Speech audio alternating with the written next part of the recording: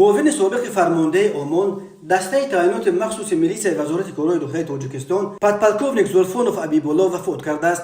در این باره در یک نامه تسلیت گنرال مایور سوراب رئوفزاده فرمانده ریاست خشونت‌های داخلی وزارت کارهای داخلی تاجیکستان خبر داد.